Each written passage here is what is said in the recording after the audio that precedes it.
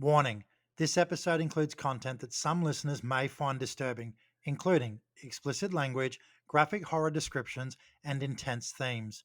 Please see the show notes for more details. Listener discretion is advised.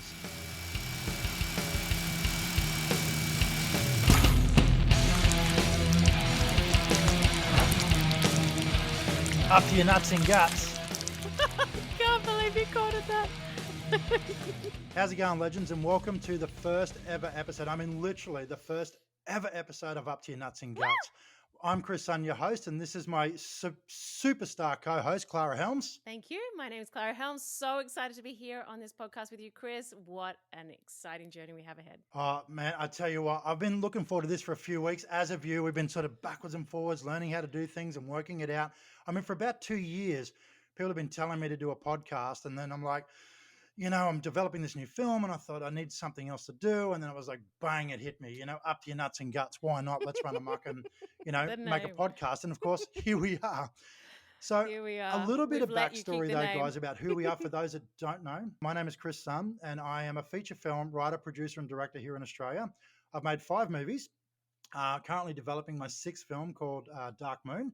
But you might know some of my horror films, Charlie's Farm, Boar, Daddy's Little Girl, which is a great revenge film, you know, The Possessed. But believe it or not, I've also, let me show you a sneak peek. Well, it's not a sneak peek, but I've written a book as well called Ed, which is about a guy named Larry that lives with the ghost of Ed Gein. But if I thought I was cool and awesome, man, I got nothing on Clara. Now, Clara is an international superstar singer, actress. How many languages do you sing in? Sorry? 6. Italian, German, French, Mandarin, Latin, and obviously English. I love languages. I'm a kind of linguist. Wow. All right. I know 2 languages. I know French and I know English, but I don't think the French that I know is the proper French. Yeah. The cool thing about this podcast, guys, is that, you know, myself being the horror guy, Clara not really being the horror person. She doesn't mind the genre, but as you guys have probably read, she prefers to watch, you know, little fluffy kitten videos. Bringing us together, I thought, could be great entertainment. Good eclectic We're going to have mix. lots of different guests on the show. Nice. Exactly right. I Black think it's and going to be white, a great hot and mix. cold, light and shade. Well, who's the hot and who's the cold? Women can always be cold. Yeah, well, that's and this is the truth. So pretty much to give you guys a little bit of a rundown on what we're planning for this podcast over the next, well, whatever, as long as it goes for, is we want to obviously be a horror podcast, but we don't just want to be like interviewing actors and actresses or producers, directors, like, you know, normally you would expect me to do.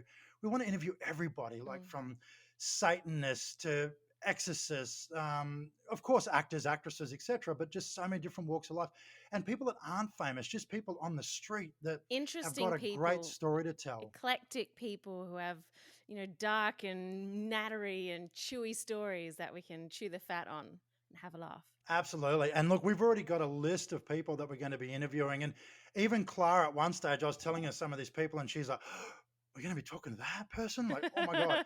So, and, I mean, Clara, obviously you're going to be excited moving forward with some of these guests because this is definitely out of your comfort zone. Where's your head at moving forward with the show? Definitely. It's definitely a fresh, new perspective for me. I'm the rom-com girl. But I love acting in this genre because it's less scary for me. I'm a scaredy cat. But at least getting to know these different characters and the people we have lined up to interview are fascinating, eclectic, interesting people who have so many great stories to tell. And I'm really looking forward to getting in there and getting through those layers of the onion and finding out what makes these people tick and sharing those great stories with you guys. And speaking about getting through the layers of the onion, we have a lot of different segments that we're going to be doing on our podcast in the different sort of episodes, etc. And one of them will be called Clara's Kitchen because Clara loves to cook. I'm trying to inspire you, Chris. Slowly by I like the energy osmosis. The pre-packed stuff from Aldi seems to work for me, but look, it sounds good though. Like pulled pork with potato gratin. Like I don't even know what that means, but in the box from Aldi, it's just superb. As soon But as you said gratin, I knew that you didn't make that yourself, because I'm like, Chris doesn't know what that word means. So no, I still don't. You still don't. I still have no idea. And look, I didn't even introduce it to myself. Somebody else introduced it to me. Aldi. And I just think it's great because it comes in a box, put it in the bloody air fryer, and you're done in 20 minutes. Oh, no. But we'll definitely be, visiting some, because Pick Clara my seems brain, to explain. please. Oh, we will. And I can't wait for everybody to hear how she explains how she cooks this stuff, because that's a whole nother level of entertainment. I'm like the Australian blonde Nigella Lawson. I don't know who that is, but because She I'm the horror talks guy, about but it like sounds moist breasts and moist cake and juicy chicken. yeah, we're totally keen. All right. Well, maybe we should talk about the moist breasts or whatever it is tonight. But no, we can't tonight, guys. We've got to stay focused. There's no moist in our future right now. But what there is in our future is, for the other episodes as well, we're going to be doing different things, like with my book, Ed. We're going to have every guest. So from the start, from the very first page, chapter 1, right through to the end, each guest will read a couple of paragraphs from the book. So eventually, when we're all done, we'll have a mashup of all the different guests reading the book, Ed. And there's some really raunchy, like there's some shocking moments. I'm so looking forward to this, because I've read this book, a couple of years ago now, and it's quite a wild ride of a read. And I think some of the people that we're going to have on as guests, getting them to read some of these tawdry, filthy, graphic scenes is going to be hilarious, if not a little bit embarrassing. I want to do the sound effects. You are right. We'll have to definitely add sound effects. We've already had one actor saying, please don't book me for a section where it's all the sex stuff, because I don't think I'll be able to read it. And I'm like, I'm totally going to wait and book them for that. Just because it'd be funny. But that's one thing that we're going to be doing. A couple of other things we're going to be doing is a lot of stuff for charity as well. Like I want to bring in something down the track where you go to your thrift store around the world and see what horror items you can find. And we'll upload videos that you send into us, and the cool horror toys or T-shirts like Pumpkinhead, guys. I'm representing Pumpkinhead tonight. It's Halloween, Clara. Let's not forget. Holy shit, it's Halloween tonight. And I have a tiny little we got fun a surprise thing for for later Damo. on, but I'm going to be the sweet angel, and you can still be the devil. We'll keep our characters, in alignment with on brand. Suits me fine. In fact, I might come back as a demon of lust a little bit later on, and we'll see how that goes. And she certainly doesn't have any moist breast or chicken breast or whatever she's got. She's got none of that. Episode 2. Episode 2.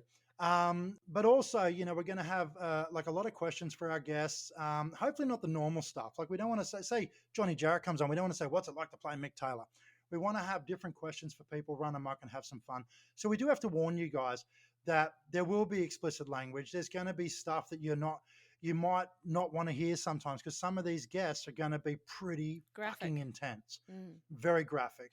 So just keep that in mind moving forward. This isn't for kids. This is literally a run amok fucking horror podcast that we're super keen to, to do with you guys every Thursday. So Clara, we've decided we're going to come out every Thursday. And our first episode is tonight, which is Thursday, October 31st. So on that note, I think we should get ready for our first guest. Can't wait. And bring him on. So should we give him a sneak peek about who he is? Maybe put some clips up on the screen first. What do you reckon? Definitely. Can't wait. All right, guys, we're going to put some stuff on the screen. When we come back, we're going to introduce you guys to Damian, Wildman, Duffy. All righty, legends. G'day, folks. Wildman here.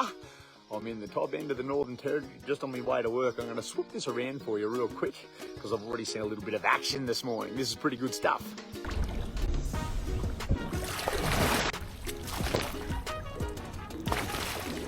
I've got to keep my eyes on this beautiful, beautiful, big red-bellied black snake. Now, we saw one earlier. Oh, have a chew on the boot. I would not be doing that if I were you. Oh, you bailed out in the last second.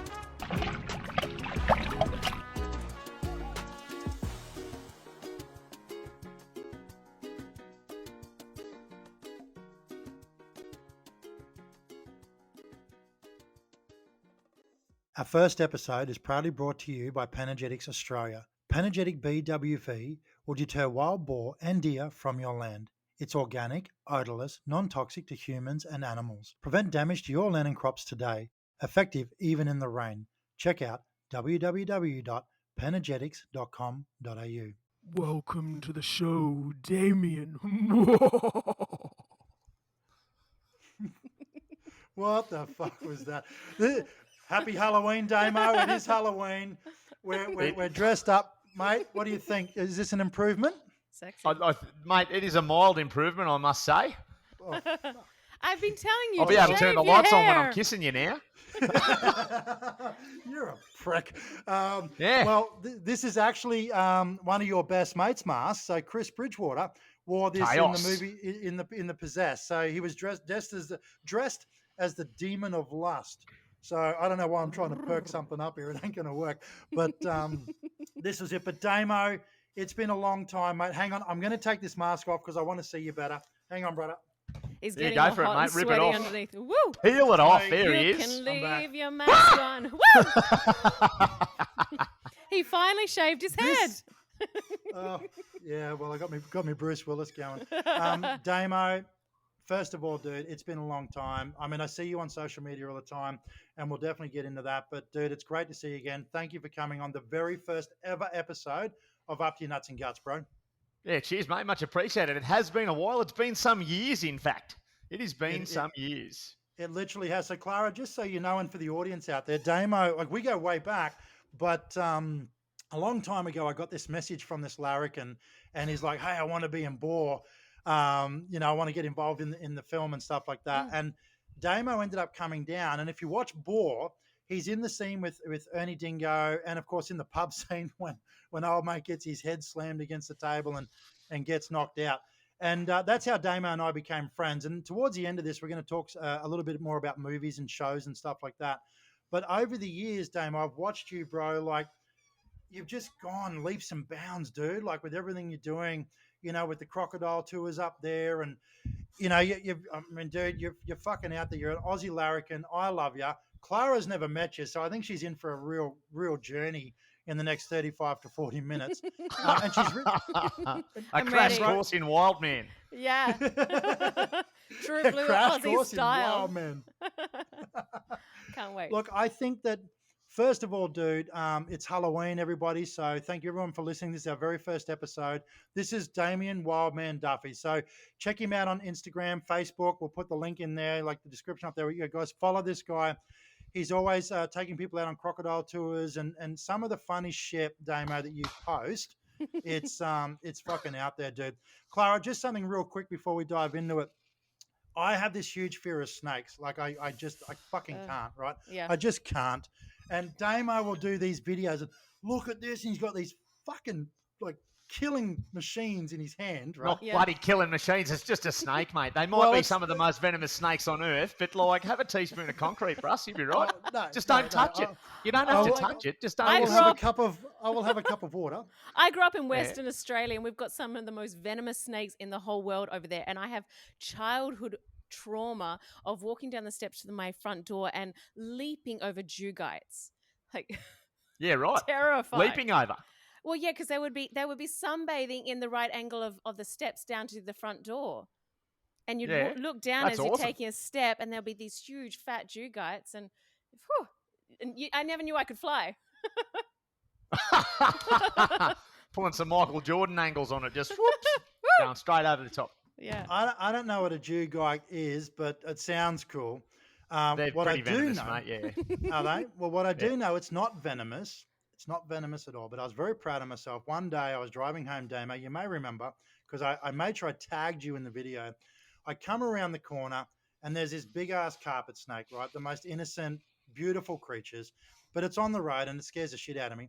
And I remember I had to get this stick, and I was so proud of myself that I got it Aw. off the road. So for people Aw. out there, you know, like if you do see these things, and Damo, we'll talk about this more as we go along as well, but you know, they're more afraid of us than we are of them. I think, you know, they don't want to, you know, if we just leave them alone, they'll be all right. But some of the stuff that you do, dude, is pretty fucking crazy, pretty out there. So we'll talk about that. Clara's got a whole heap of cool questions to go through and run amok with you. But dude, before we do that, let's just talk real quick about you and Ernie Dingo and Boar, because it's a great memory for me. It was a great day being on set, and I miss those times. You know, Boar was such a fun film, and it's such a famous film.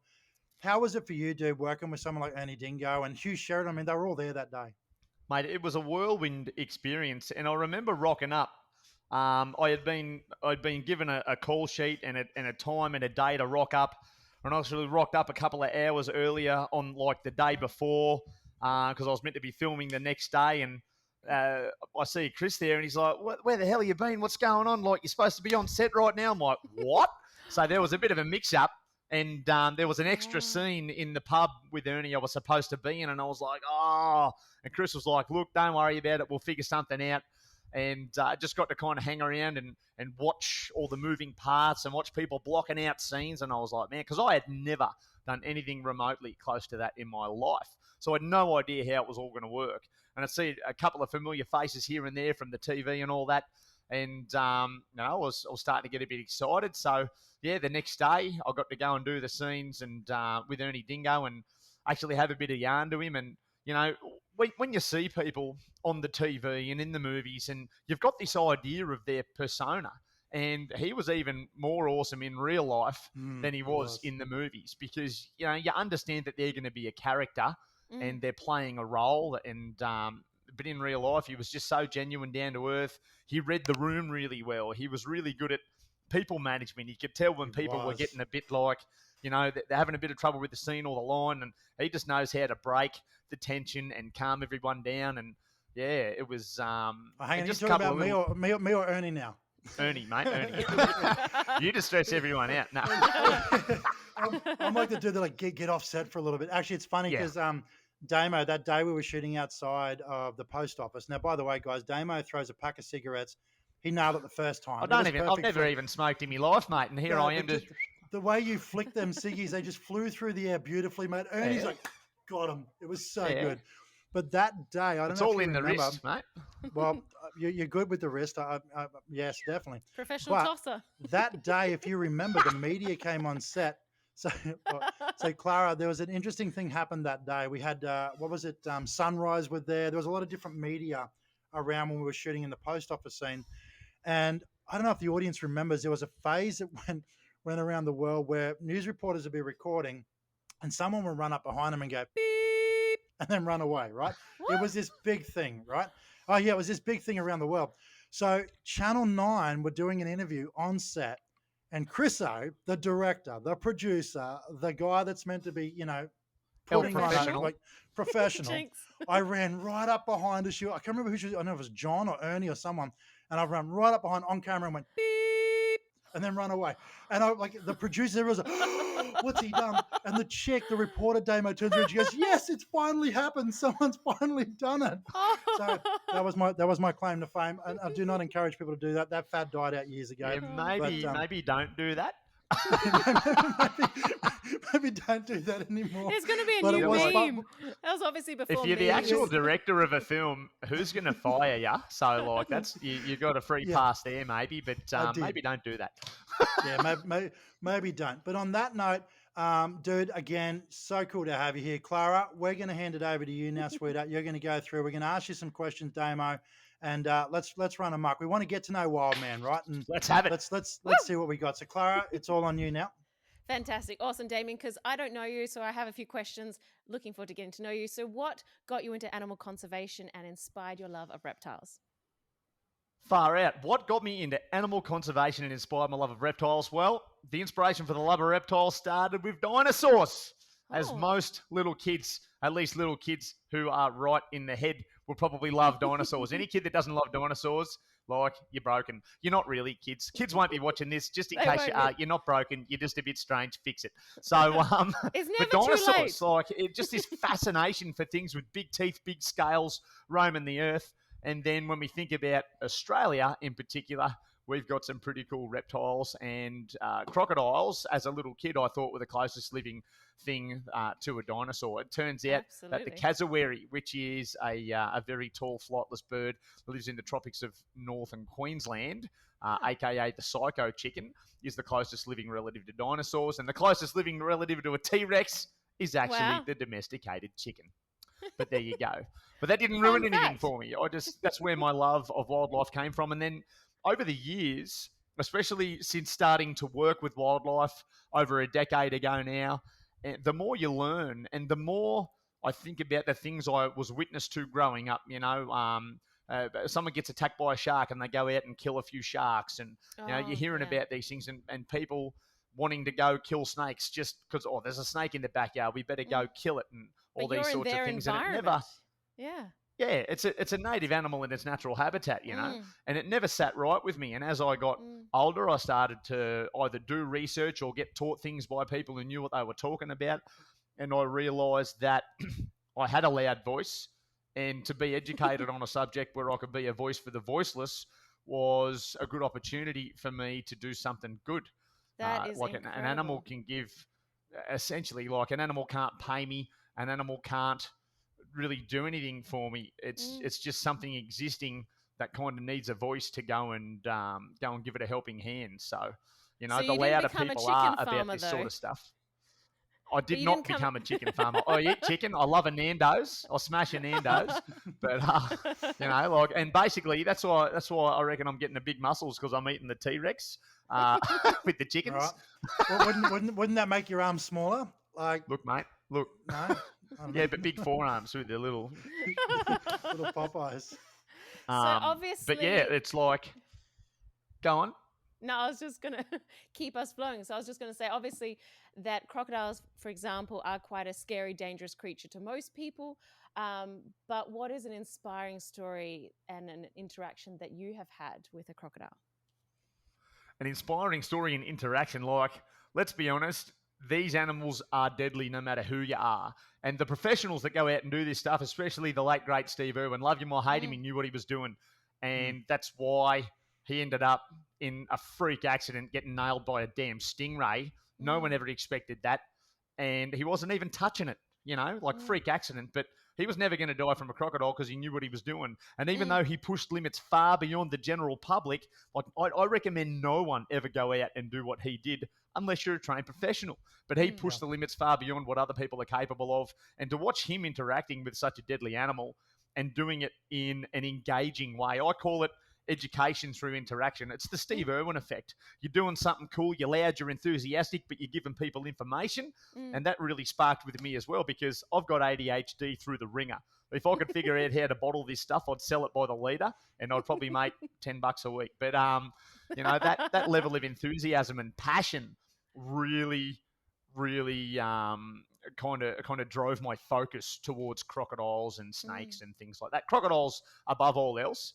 But everyone focuses on the cute and cuddlies. And what they don't realise is, you know, you might see the kangaroos and the koalas in the zoo, and you might be able to go give them a bit of a pat and feed them a couple of gum leaves or a handful of kangaroo pellets or whatever. Dangerous out in the nice paddock there. But if they go and try and pat a wild kangaroo, try and give it a cuddle, watch what happens. Those things will mess you up. So they can drown people have got dogs this and wrong animals idea. and they can be So dangerous. speaking about kangaroos and koalas, so I was filming a show, Damian, you might remember, a couple of years ago before I did The Possessed, called The Dark Side Down Under. And we were in the Blue Mountains, and we were out there with a guy named Craig Powell, a Bigfoot Yowie researcher, like stuff like that. So we're in the bush, we're having a great time. I was there with Justin Hill, red carpet reporter, and we were in the bush, and we could hear this growling, dude, like this full-on growling. So here we are. Yeah, here we are thinking, dude, we're capturing the Yowie. We're dead set. This is so cool, right? We were so freaking excited. No, it was freaking koalas. Guys, if you don't know, these things, like, they can be scary in the bush in the middle of the night. Growls, mate. They do, eh? Like, I didn't, and the thing is that you're right. We're used to seeing them in zoos and stuff like that. Like, when you go out into the wild, you don't expect it. It's a whole different, you know, it's not like just cuddling a little koala. Like, these things sound fucking evil, man. Evil. They do sound evil. Whenever you hear that in the bush, I know it sounds evil, but just take stock in the fact that it's just a gum leaf eating narcoleptic looking for a root. That's all it is. Perfect.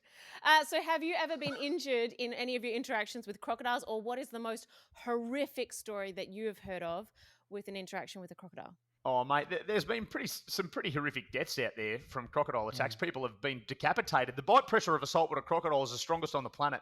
A 5-metre crocodile has in excess of 3,700 psi in its jaws. And when you translate that to kilograms, okay, so that's 260 kilogram of crushing pressure per square centimetre. And then if you times Wow. that by the capacity of the crocodile's jaws, you're looking at like 3 ton. Fun fact, it takes Isn't that 1,000 psi to crush a human skull. So you've got 3,700 psi and upwards in a crocodile's jaws. And there was one fella in particular who was, I think he was trying to get up. He'd been in the river already. He'd like fallen and slipped and getting washed away. He was trying to climb up the bank, and this crocodile just whooped up, about a 5-meter crocodile, and went and literally just blew his head off his shoulders in front of people, Wow. just decapitated the fella. Wow. So that's the power that these animals have. And I reckon, like, if you saw that, if you weren't an alcoholic, you might want to look Yeah. into it, Traumatized. because that's a Yeah, that's trauma right. factory. Wow. But there have been, like there's so many famous crocodile attacks. Like the famous model Ginger Meadows, who got done over in northern Western Australia. They were swimming somewhere they shouldn't have been swimming, and they were up against a waterfall in this beautiful swimming hole, and this massive croc was in front of them, staring them down. And this chick was with her friend, and she went, right, I know what to do here. So as a last-ditch effort, she threw a trainer at it and then made a swim for it, and this crocodile just smashed her and took her down. And then they retrieved the body and got the body up onto the bow of the boat, and in the night, the crocodile was launching up, smashing into the boat, trying to get the body. Because he was Oh, like wow. a big dominant crocodile. He's like, that's mine. So imagine being on a boat in a remote area, waiting for the authorities to come down and everything. You've got a dead body on the bow of this relatively small boat.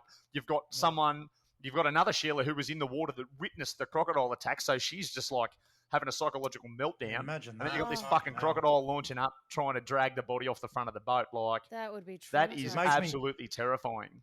That it makes is me a think movie of that just legendary there. Australian. It makes me think of that legendary Australian film Rogue. They're on the Yeah. island, and the croc with Johnny Jarrett and that. Great film, Greg McLean, guys. If you haven't seen Rogue, check out Rogue.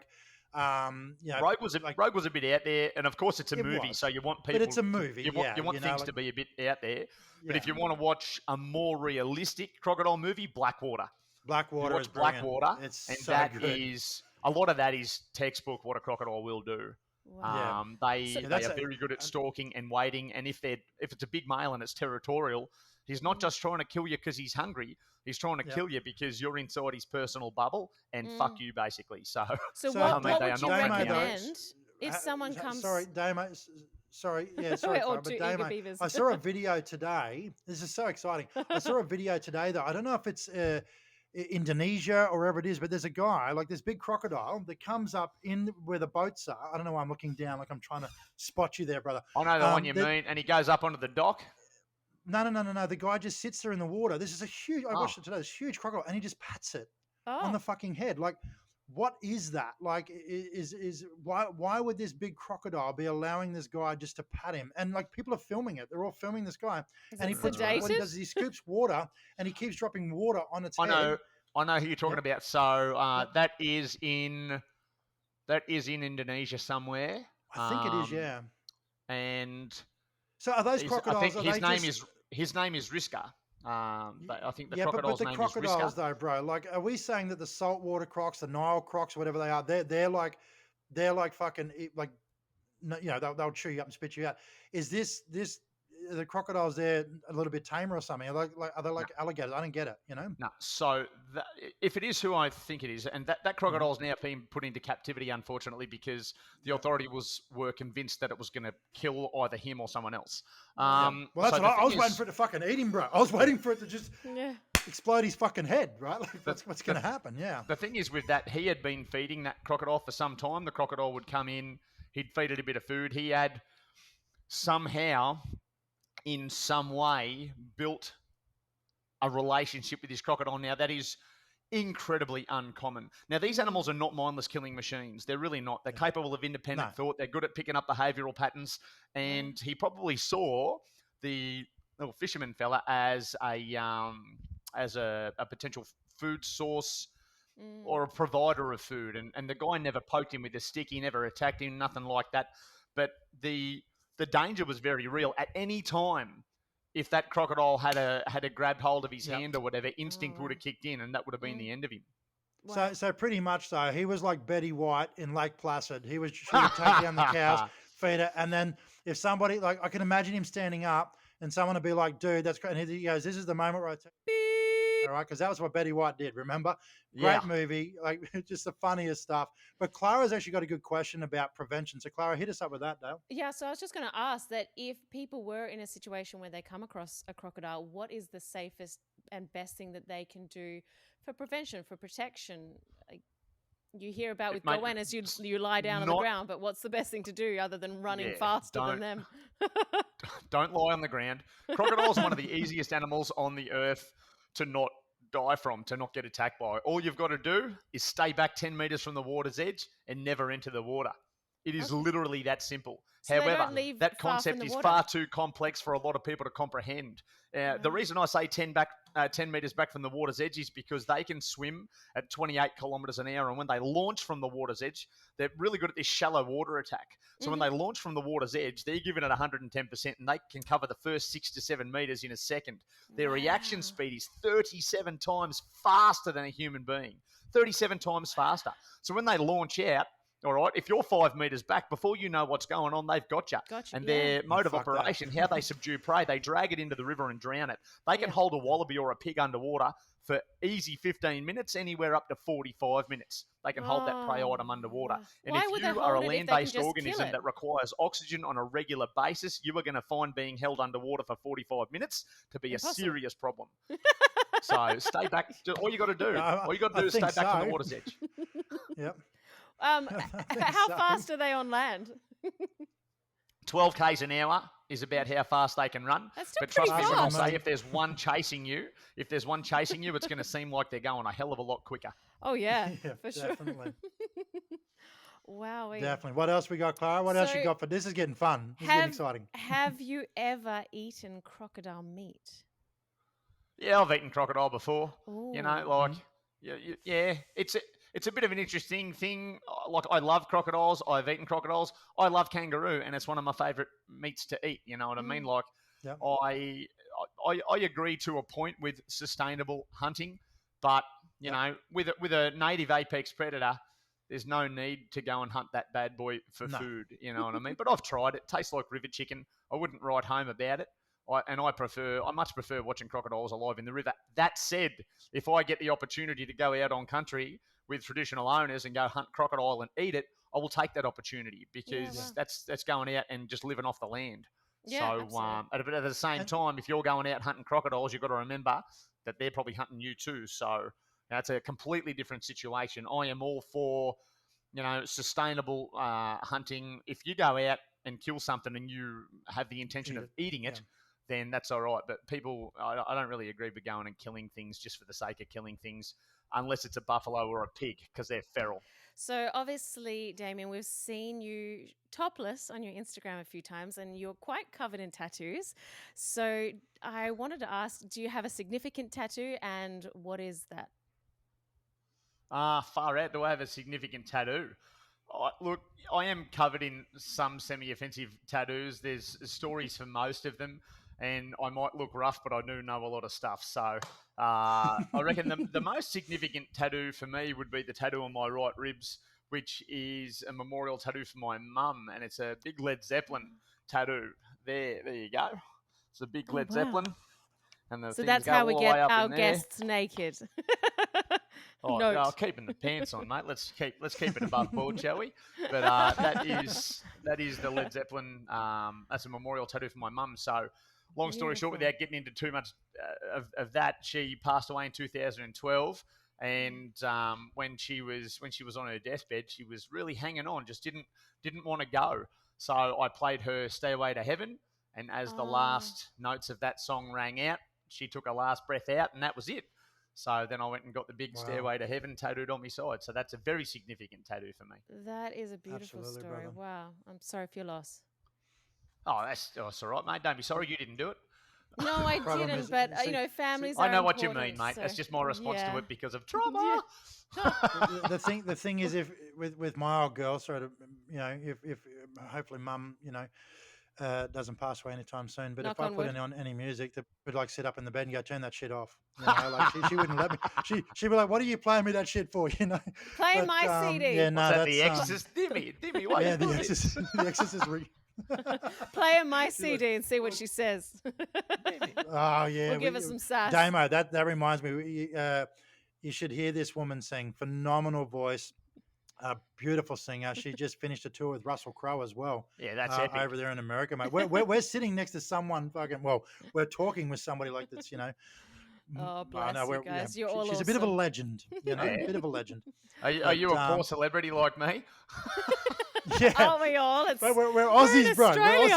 Aussies. I don't know where you live, but in Sydney, the rent is like through the, you need a second kidney just for that. Yeah, So- I'm living up in Darwin. It's not too bad, but yeah, I don't envy you living in Sydney. I was born in Sydney. I A was lot of born in people don't Western know Australia. that. A lot of but- people think that I fell out of a dingo's ass in the bush somewhere, crawled past the nearest town, straight past the preschool and into the pub for a beer. But yeah, I was actually born in Westmead in Sydney, so I'm a bit of a Westie. Wow. But Wow. yeah, lived all up and down the east Yeah. coast, 11 different schools, all the way from south of the Blue Mountains to the Beautiful. sunny coast in Queensland. So Wow. I've been everywhere, man. What's your favorite Builds place resilience. then? 11 different Actually- schools build resilience. Yeah. Damo, I do have a random question for you, and on. obviously we're not going to talk about movies here for a second. Certainly not any conversation we've had in the last couple of days. But do you believe in the Yowie? I need to know. Like, I mean, I've traveled around with Yowie hunters, done all of that, and I think that it's fucking exciting. I believe in everything, right? I believe in aliens, the whole lot. But you, being the guy you are, everything you love about animals and you know about animals, do you believe in the Bigfoot? Mate, like, I believe there are things out there that are far beyond our scope of understanding. And there are plenty of things out there that we cannot explain. There are levels of energy in this world that we are not tapped into yet.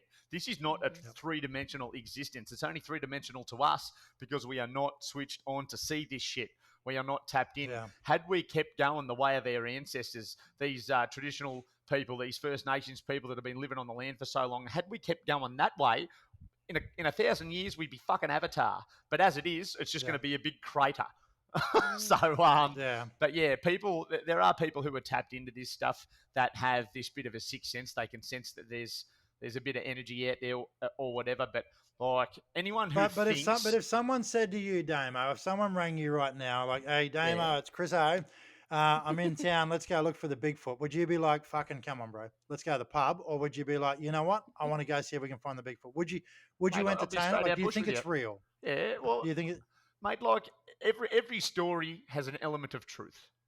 You know what Yeah. I mean? True. Most, Yeah. well, And most, you would most need a bodyguard, stories Chris. have Let's an- face it. have an element of truth. And that's Well, I right. You're just would. inviting me so I can wrestle the damn thing. No, good. Yeah. Well, that He doesn't know Hey, how to feed himself. You would be the as long as provider. I film it, man, I'd be filming it, bro. It's all good. We would Just in capture case that shit, there's a and it wouldn't be snake. blurry, pixelated no, Bigfoot footage. We would get 4K fucking footage. Don't you worry about that. That's one All right, thing so that gets Clara- me. There's only like it looks like people filmed this shit with a potato. How has no know, one it's gotten like- decent yeah. footage of this thing? But you know, there's stories Yeah. from all around the world of these unexplained creatures getting out in the bush, and there are still to this day vast expanses of land that people don't really venture into, and that's Yep. the places that you're really going to find this stuff. And people are going, "Oh, we go out and we didn't find anything," and I'm like, "You think there's something out there that has survived for all this time? It doesn't exist because you can't find it. It doesn't want to be found." That's the whole reason it exists. Because if someone found it, they'd shoot the fucking thing, wouldn't they? So if I was the animals, I'd be staying out of your way too. Yeah. Well, we also remember though, a lot of people that live in the city have never seen a wild boar in real life. Yeah. They've never seen one in real life. Well, most right? people haven't even So- seen a kangaroo, to be honest. I mean, I'm lucky There that you I go. grew up in Most the Aussies country. haven't, and yeah, so, I reckon. you know, I've seen emus and kangaroos and koalas in the wild, but most people that live in the suburbs have never seen one except at the zoo, which is sad because they're beautiful creatures and they have a personality that comes alive when they're in their natural habitat. Yeah. So, Clara, I need to ask you: do you believe in the Bigfoot? I don't know enough Do you about believe it. that there's a Yowie? Well, in Australia, we call it the Yowie. But Isn't do that you a believe in chocolate the ice Yowie? cream? Well, well, it's a Yowie. chocolate. It was a chocolate. All right, we're going to move We're on. getting She has off no top- idea what we're talking about. Yeah, so I think Chris was telling me that you have a show that you've done on Discovery. Is that correct? Yeah. So So in you wanna tell us? 2019, I got a gig with a mate of mine to go and present a show for Discovery and Animal Planet called Legends of the Wild, and it kind of did dive into the mysterious animal kind of deal. You know, these Wow. mythological creatures that may be stealing livestock and so on and so forth. So we got to dive into a little bit of that, and it was pretty legit. When we went over to the Pantanal in Brazil, we weren't looking for like anything mythical. We were just trying to figure out how some fella got killed way out in the back of this ranch somewhere. When they found him, he had these massive big puncture wounds in his arms and in his groin, like in his inner thigh, and whatever had grabbed him or attacked him had punctured his femoral artery, and he had just died within minutes, way out in the middle of nowhere. Wow. And no one could figure out what animal had attacked him. So we went out there to it's a TV show, but isn't that strange for an animal to kill just for the sake of killing rather than consuming? Oh, it's more like get a fox. to it, mate. I'll explain all. So it was pretty legit. Like, you know, some TV shows are just bullshit. They make up stories or whatever, but someone did actually die. We went out there with the rancher, showed us where he died. We got to see photos of the body, which is pretty full on, and the and the wounds. Yeah, it was like okay, this is about as real as it gets. And read the report, like the coroner's report, and going, okay, and they couldn't really ascertain what had killed him. And it turns out, because you've got jaguar over there and all sorts of stuff, and it turns out it was a giant anteater. A giant anteater. So these things, when they stand up on their back legs, they can be 6 to 7 foot tall. And because they eat ants and termites, those mounds that are made from those ants and termites... How tall? 6 to 7 feet. When they stand up on their back legs, 6 or 7 feet tall. Yeah, no bullshit. And they've got claws, big curved claws that are about that long, all right, on all of their fingers. And they use very powerful forearms to and powerful hands to dig into the dirt. It's like concrete. And they dig into these termite mounds and rip the chunks off. And then they got that big nose and long tongue, and they get in there and get a feed. So what happened was, this fella was like having a snooze or something under the tree, having a nice relax after a hard day at it. And he's got up and walked around the other side of the tree, and there was an anteater there. And the anteater freaked out, and he freaked out, and the anteater went, shit, and grabbed him. And when it grabbed him, kind of like, fuck off, basically, one of the hands grabbed him on the leg, and the pressure of that grip went straight into his leg, and you got a 3-inch claw straight into his femoral artery. Then it just let him go and ran off. And the guy just was like, well, you know, I guess I've got a good view, I suppose. Like, you'd be in all sorts of panic. But Dad said he got killed by an anteater over there. So we went and checked that out. Jesus. But we went to Costa Rica. We went to the Ecuadorian Andes. We went to the Pantanal in Brazil, which is the world's biggest wetland. And they've got caiman there, which is a type of gator. It's in the alligator family. And there's about 10 million of these Yacara caiman in the Pantanal. It's the biggest wetland on the planet. It's insane. Like some of those water holes, you're tripping over the damn things. I went swimming with them nearly every day. It was incredible. They're like frogs with teeth. So big teeth, and they're big frogs. Like little piranhas. Anyway. Yeah, well, there were piranha in there. So I was swimming with piranha as well on numerous occasions. How are all your fingers and toes? Do you still have them? They won't attack you unless you are like splashing heaps or have an injury. But at one point we were fishing for the show, trying to fish for piranha to eat, and I couldn't catch one. So one of the locals chucked me one, and I missed it when I went to catch it, and it actually hit me in the leg and bit me. It was still alive, and it hit me in the shin and bit me and ripped a big chunk of flesh out of my shin. And it was the coolest thing ever. I was like, fancy getting bitten by a flying flippin' piranha, but then I cooked him and ate him, so I won. Tasty? So you won. Yeah, it was delicious. It's one of the most tasty fish I've ever eaten. Wow, so would that be one of the craziest things you've ever eaten? Oh, yeah, it's like I've eaten chicken feet, chicken gizzard, chicken hearts on the streets of the Philippines, on the island of Luzon. Cooked. I just Cooked. ate. Hey, Cooked. Yeah, cooked, not raw, mate. I'm just checking. No, I don't know. Like fucking, you just pick up the gizzards and eat it. Yeah, This straight is out of wild the chicken, man. mate. Like, It was still clucking. come on, mate. You're wild man. Like, I have no doubt you like rip a liver out and just eat the fucker. I've seen that on that TV show Alone. Like, they catch fish and they, or like not fish, like little rats and shit, and they eat the livers raw. They like eat the liver and other things. And this was Filipino. have you done that, wild man? Come on, no, wild man. Be honest, mate. Yeah, have you? sure, like, I have. I've done the full Ozzy Osbourne spread of food. I've bit the head off doves and all sorts, mate. Yeah, I've done it all, mate. There you go. It's the Ozzy Osbourne fruit platter, that is. Yeah. Yeah, there you go. Sorry, Clara. I've just had to clarify. Oh, I wish I hadn't had dinner now. So shall we move on to our King's questions? Well, actually, before we do that, real quick, Damo, there's something that we'll have a little bit of a chat before we jump. I'm just going to move these bits of paper before we go on to King Six, and I just want to talk about around the world. People hit me up every couple of days, well, every week now, I guess. Somebody will message me or put a comment of what's happening with Boar 2. Right? It's like this thing, right? People are. They want to know: is there going to be another Boar? Is there going to be another Charlie's Farm? But I definitely want to know. Boar. I want to know if there'll be another ball. Everyone Everyone in the wants to know. comments wants to know. Everyone wants to know. Comment: should we make Boar 2? Like legit, guys. Put it down there because I know Universal Pictures, they love Boar, and I would love to make another Boar. I think it'd be fantastic. But Dame, I had this idea if I was to make Boar 2, and it does involve you, and I think that. What I've been trying to do is create these Chris Sun universes. So Charlie's Farm, Boar, somehow they're all connected in some random way. Yeah. Now, being who you are and what you do for a living, I've got this. I won't go into the full plot for everybody out there because I don't want to give away too much. So there is actually a plot, guys. I actually know what I want to do for Boar 2. But there's because obviously these people died, right? And a couple of years or 12 months later, the town's bustling. They're selling coffee mugs, with the pig's head on it. They've got merchandise. And this tour guide, we'll call him Wildman for now, is set up in town. Yeah. Right. And I think that if we got to get the audience commenting on what they think of this, but I think that because the character Bruce dies, Simone Buchanan's husband dies in the film, right? We see him, he gets his head bitten off and he dies. So I think that Bruce's kids should fly out from America. They come to America because they want to find their dad. Because remember, Simone and Bruce, they had their separate kids, right? Yeah. They want to find their dad's body to lay him to rest.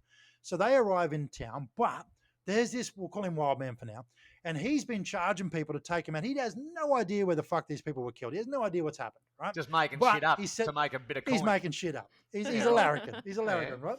So I think, and people can comment, but I think Wildman should have like this little tour bus where he takes him out and they go camping and stuff like that. And he actually stumbles across, so they set up camp where there is actually a giant fucking pig. Right? Yeah, right. And I think that not only should his guests get fucked up, but I think Wildman should get smashed massively by this pig, right? So I've thought about that, and I think that it could be a great thing because I want to have a lot of fun with Boar 2, but also I'm going to bring back characters that people thought were dead that aren't dead. So I think that it'd be kind of exciting. So leave comments. That's like an opening kill scene. Yeah, I think so. Well, it'll be in the first 15, 20 minutes because obviously we want to establish who you are. You're a larrikin having fun, and then you take these people out on a tour. And while you're out there, the kids arrive. We introduce a new local sheriff or cop, in Australia, and all that kind of vibe. So I just thought I'd bring that up and see if you were keen, if there's something like this would happen, could we get Damo to come back for another Boar? I think that is something. And no, terrible. I want the audience to comment. Terrible idea. And so that's a yes, guys. We know Damo's keen. But also, I want people to comment. If Damo was to die, because we know how much he loves the animals and stuff like that, if he was to get fucked up by a giant pig, comment below. What are we going to do, guys? Damo wants to know. I know Clara's dying to know how we're going to kill this. So, Damo, if it happens, I'm on air right now. I'm inviting you to come to Boar 2. I want to have you back because you've been a huge supporter of the Australian film industry and me, myself. I love you to death, bro. I do. And I think it'd be fun to actually fucking kill you on screen. I think that we would have a lot of fun. He loves killing all of his friends. So, I do have an idea, and it's going to take me all of 30 seconds to tell you, but like, however the pig ends up killing me, at the end of the kill scene, once I'm dead, the pig gets its hoof, and because you like using the real SFX, you like using the pretend bodies and all that sort of stuff. So proper gore. Effects, So if the pig gets its hoof and rams it through the chest, right, into the ground, and then as it walks off, it's dragging the body. Like with each step, the body. So it just walks off into the fog as it walks off into the mist, and it's just and you can hear the body going. And just dragging the body off into the bush. Hey, I like it. It's an expensive kill. Of course, it's an expensive kill. Remember, we're Australian filmmakers here. We don't have a lot of money. But I do like it, and I think it's fun. That'd be again, badass. if And people then are sitting later here on, you listening, can see it with like the ribs still around going, its he's- foot or something, mate. I don't know. Yeah. no, that's getting expensive. All right. So Damo, I do like the kill. I think it's a great idea. Guys, Instagram, Facebook, wherever you're listening to this, leave a comment. Do you like Damo's kill? If not, how should we kill Damo in the film? I'm excited for it. Am I making board 2? I don't know yet, but I want to. All right. I will say that I want to. So on that note, though, Clara, you are correct. We do have King's the questions. King's King questions. So questions. This next section we like to call the King's questions. So, Damo, with this, brother, this is really quick. It's like one-line answers, nice and punchy. We don't want you to think too much about it because we want to get your honest vibe from it. All right. So, Clara, You let's go into the King's questions. And Take it you, away. I asked the first one. That's right. She likes to do the I like to do the second raunchy one. ones. So All right, it's so- bouncing back between you, is it? Yep. I'll ask one. Clara will ask one. I'll ask one. But you're the only one to answer. All right. Copy, You Chief. ready? Copy. I'm ready. All Born right. ready. Here we go. Here we go. Number one. Which person would you trade places with for a day? Which person would have traded places with for a date? Matthew McConaughey, I reckon. Oh. Okay. Clara? What is your guilty pleasure? What is my what? Your guilty, pleasure? pleasure. Oh, my guilty pleasure. I like Miley Cyrus. I listen to Miley Cyrus, Okay. I guess, maybe, yeah. Yeah. Miley Cyrus? Yeah, Yep. a bit of Miley goes What's the best compliment you've ever got? That I look like Matthew McConaughey. All right. You, All right, all you right, kind all of right. do. You don't sound like him, but you kind of do. Clara? What is the worst piece of advice you've ever got? Worst piece of advice I've ever got, that I shouldn't talk so much. But you're fascinating. That's That's a Exactly. terrible piece of advice, yeah. okay. What's something you wish you were better at? Managing my time. Mm. Mm-hmm. Clara? And what never fails to make you laugh? Oh, what never fails to make me laugh? Fuck, to be honest, life. Life never fails to make me laugh. There is so much funny shit that goes on every day, and sometimes you just got to laugh. Some are genuinely funny, but the rest, if you don't laugh, you'll scream. So try to find the funny side, I reckon. Absolutely, brother. Well done. Amazing. And now we're going to jump in straight into another section, Damo, which I'm very excited about myself. Oh, God, here we go. Is, Here we go. As you- I've heard about this.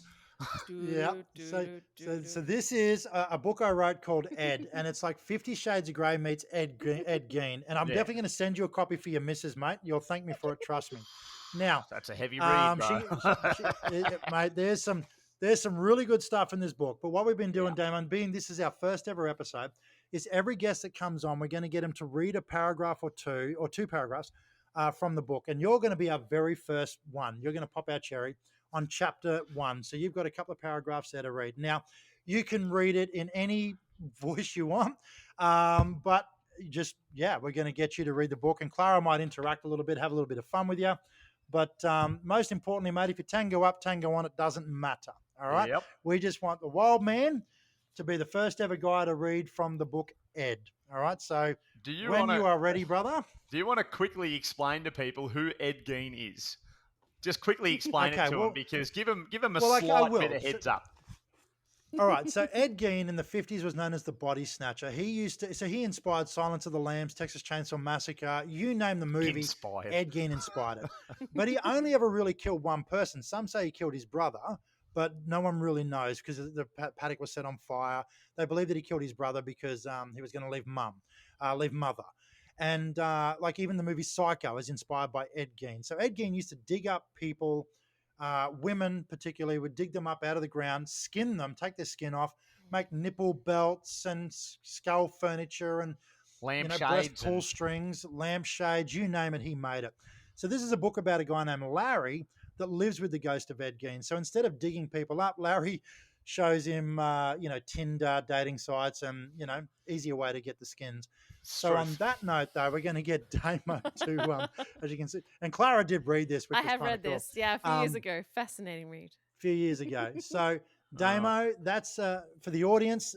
We'll put a link if you ever want to get a copy, guys. We do have copies of the book. But Damo, we're going to go in with you from chapter 1, and you're going to be the very first guy to read Ed live on the internet. Story time, where our guest does a reading from Ed by Chris Sun. All right, and just in case there are any parents watching this with their kids, I have no idea what's in this, but now would be a really good time to switch it off. Here we go. Definitely. From the book Ed by Christopher Lee book Ed. Sun. All right, here we go. So good. The young woman was stunning. Dressed in a short red skirt, it clung to her skin and accentuated her long tanned legs. The two top buttons of her snug-fitting blouse were deliberately left open to give a teasing hint of her generous cleavage. Long blonde hair fell in a shiny sheeter over her shoulders and down her back. It wasn't a warm honey blonde or the fake yellow blonde that only a bad dye job can achieve, but an exotic white blonde, every bit natural. She pushed on the office door, but paused a moment. She pushed on the office door, but paused a moment. A smile played on her knowing lips. She was more than aware that someone was admiring her shapely form. Glancing over her shoulder, she cast an enticing smile and small wave before stepping through the doorway. She was happy to put on a flirtatious performance for the man who watched her every move with lustful eyes. Philip, well into his 30s, was far too old for the seductive young woman, yet he still found himself watching her and drooling like a horny teenage boy. He stepped towards the glass doorway of his office and watched the woman head for her car, her swinging hips that drew his gaze to her fine ass. The end. There you go. Ooh la That's la. Wowie, Damian. That's going to be a tough one to top, eh? Like Yes. next week's guest's going to have to be on fire to top that. Arriba!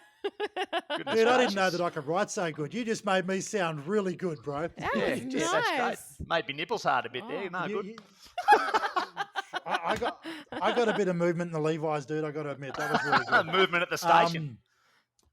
Yeah, movement at the station. Yeah, word had gotten around. Well, the cop from Damo- Old Regret had got away. That's from the man from Snowy River. But anyway, Of course. just No, ruined no, that for it's everyone. a great. I love right, it. I love On it. that note, though, You are Damo, freaking it awesome. has been. You are so cool, dude, and it's been so good to see you again, dude. I appreciate you coming on, hanging out with Clara and I, and of course, again, being the first, guest on Up to Your Nuts and Guts.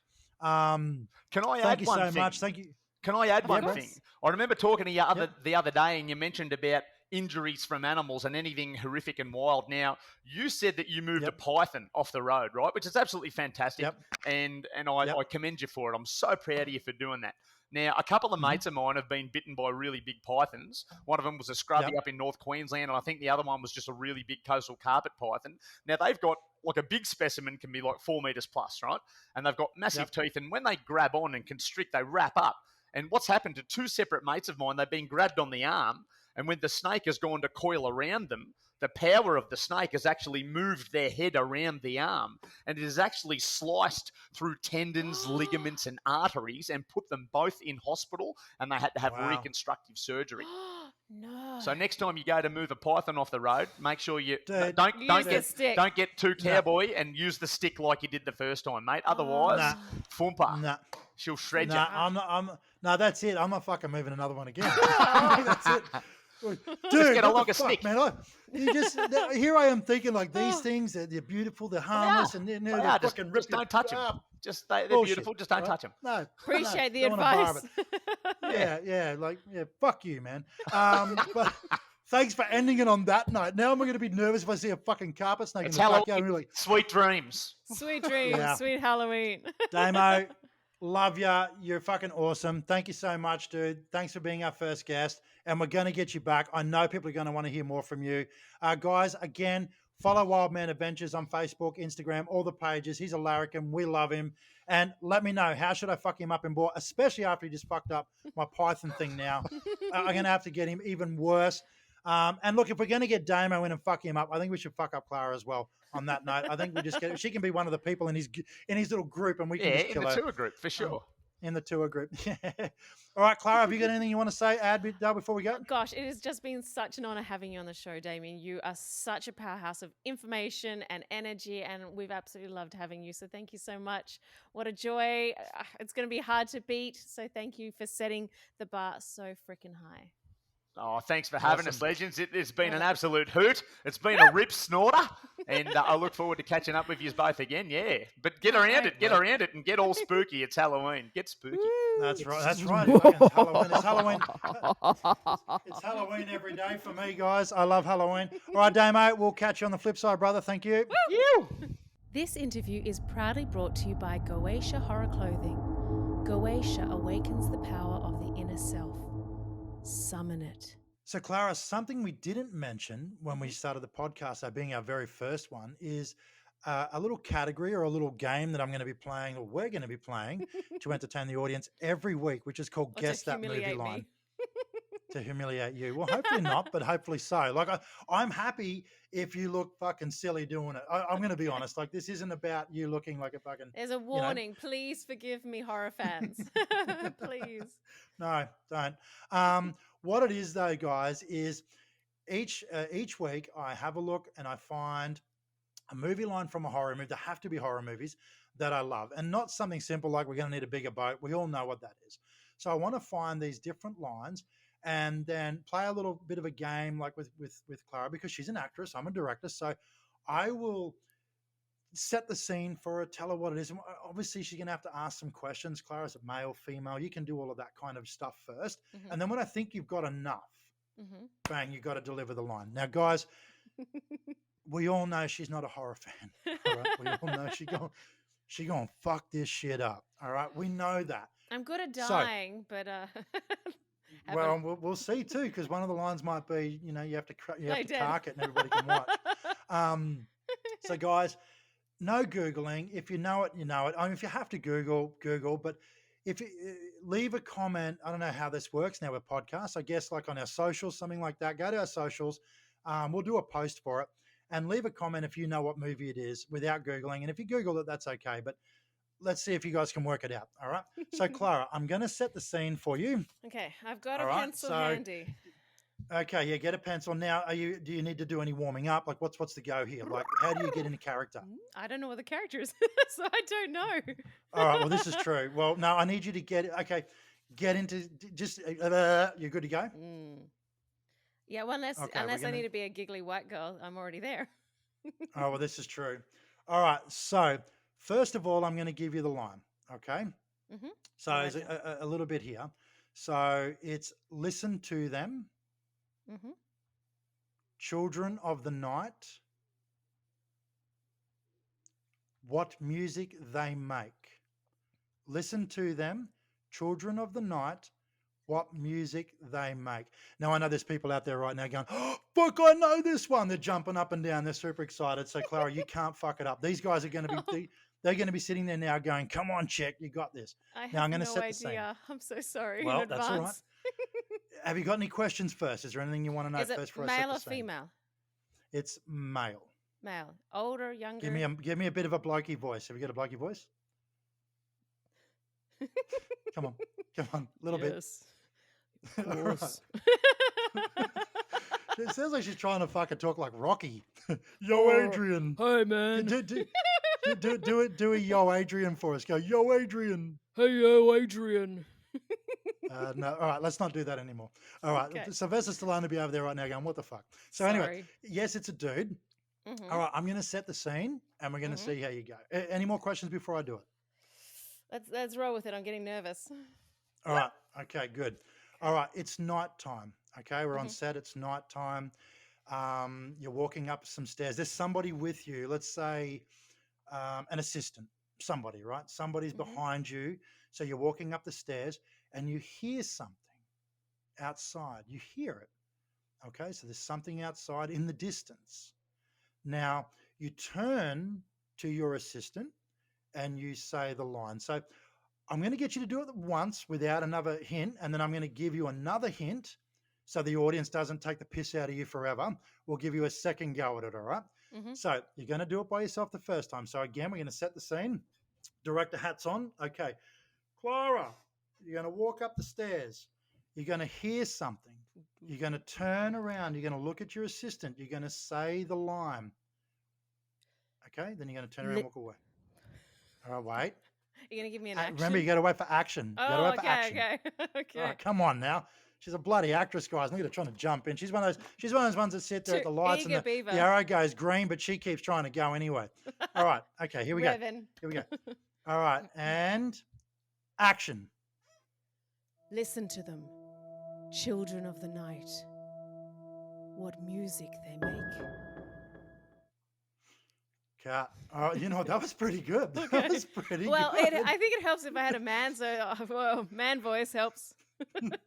Well, I'm going to give you one more shot at it. Mhm. Everybody's listening. We're going to have to punch this through. So here we go. One more hint. Okay, you're a man.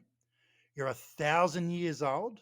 We're just going to say that, right? So you're very old, and I look great for you're my a age. vampire. You're a vampire. All right. Okay. Are we ready? Mhm. And action. Oh, wait. Sorry. You have to do it in a vampire voice. Okay. A male vampire voice. All right. Okay. You ready? Action. Listen to them, children of the night. What music they make. Cut. I don't know. I think that kind of sounded like a fucking wicked witch or something. You should have been in the Wizard of Oz. Oh, so hot Anyway, and that was sweaty. fantastic. Thanks. Guys, oh, sorry, babe. What were you going to say? No, I'm just hot. It's all She's sweaty, hot, yeah. hot and sweaty work. All this hot and- pressure. All this pressure. Guys, if you do know what the movie is, amuse us. You've stayed this long in the podcast. Get in the comments, Instagram, Facebook. Write what you think it is. Give her a thumbs up, guys, in there as well. You know, cheer her along. We're going to be doing this to every week. So, and I'm going to get some really crazy ones that the true horror fans will know, and we'll see how good she does at it. So, Clara, well done. I think you did really well. I think the second one sucked ass, but the first one was really, really good. Okay. Thank you so much for joining us for our very first episode. I feel like we need to have those, like, you know, those things you blow, like fucking that they have at Christmas parties and stuff. Because, yeah, like, you do the cheering. Guys, we are seriously, thank you so much. Clara, thank you. This has been so much fun doing this. Is our first ever Amazing. podcast together. So I'm really stoked. You're the best person for this job. We're going to smash this shit. Thank you. Here's Guys, to thank many you so more much. to come. And there will be a lot of episodes, guys. We got a lot of cool stuff in the works, but we really need from you guys as well. Like our socials, follow our socials, share this, put it out there to the world. If you enjoyed this, Clara's going to tell you guys, we'll give you a little bit of an update on what's coming next week. But we're super excited. So again, I'm going to stop talking because that's all I fucking do is talk. Thank you very much, guys. Well, it is a podcast. I want to It hear the is a voice. podcast. But They're thank here you to very listen much, to our guys. voices and watch our faces. But Yeah, that's right. Listen to our definitely voices tune and in watch next out. week Watch. because we have an jiggles. amazing guest who has phenomenal, wild, horrifying stories that they cannot wait to share with all of us. So thank you for listening to Up to Your Nuts Clara, and Guts. Clara, What? Clara, stop. Before we end it, guys, Happy Halloween. we actually talked to this guy about demon semen. Oh, sorry, Clara, I had to tell him. There's a little bit of demon semen. You guys got to tune in. I'm sorry, I had to tell him. Away, Chris. You're Wow, gonna why get a not? spanking. Guys, next week demon semen. You got to tune in. Gosh. She's going to be pissed off at me. You got to tune in. All right, next week. Sorry, Clara, you can Bloopers. wrap it up. Oh my I'm gonna shut God. up. Thank you I'm for gonna shut listening to Go. Up to Your Nuts and Guts. This is Chris Sun. I'm Clara Helms. Thank you so much for listening. Love you guys. See you next week. Bye.